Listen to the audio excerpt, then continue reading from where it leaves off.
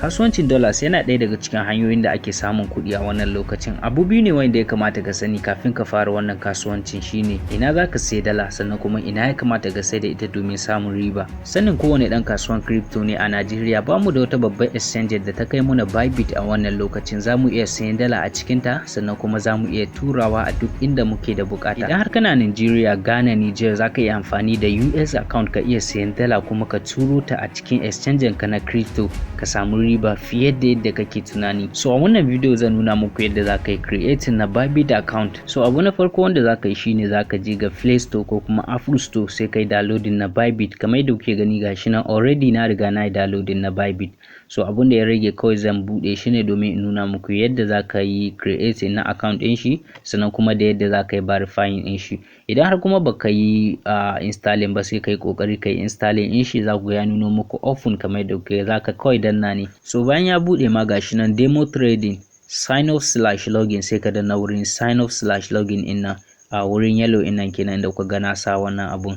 Gashi nan wurin email sannan mobile number. Idan har da email za ka yi amfani ka buɗe Bybit account sai ka danna wurin email ɗin nan. Idan har kuma da phone number ɗinka za ka yi amfani ma'ana number wayanka sai ka danna wurin mobile number ɗin nan kenan. So ni a wannan video zan muka amfani ne da email. Okay, so the next thing abun da za ka yi shine za ka danna wurin password ɗin nan ne domin ka sa makullan sirri wa'inda za ka yi amfani da su.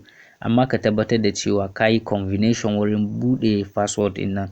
Ma'ana ka sa irin nombobi kamar yadda kuka na turo muku a nan wurin screen ɗin nan sai ka danna wurin referral code ɗin nan.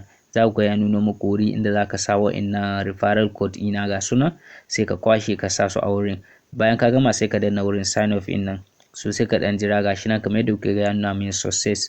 So za su tura ma verification code a can cikin email ɗinka. Idan kuma har da phone number kai shi ma za su tura maka da verification code sai ka kwaso su guda 6 ne sai ka sa su a wurin nan. So bayan ka sa za ku gano muku welcome to Bybit. Ma'ana kenan a yanzu ka riga ka buɗe Bybit. Abun da ya rage ma na gaba shine za ka yi verification ne. So verification shine zai baka dama da ka yi iya yin P2P sannan ka iya depositing ka iya withdraw da dai sauran makamantan wa'annan abubuwan.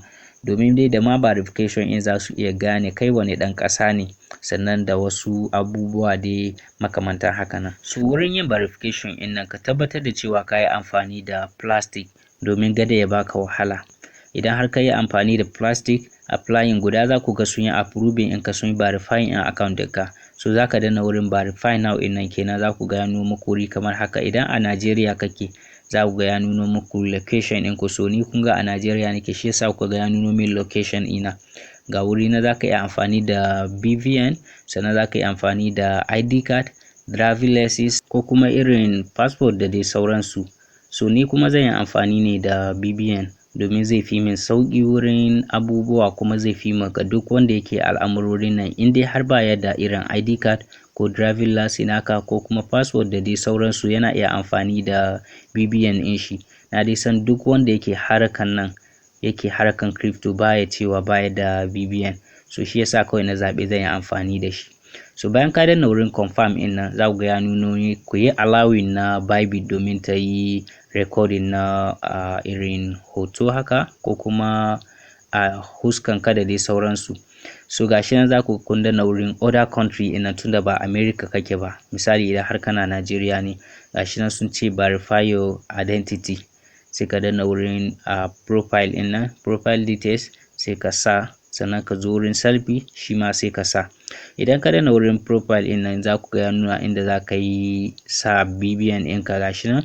Yanzu za ka rubuta BVN ɗinka sai ka rubuta last name ɗinka wurin nan.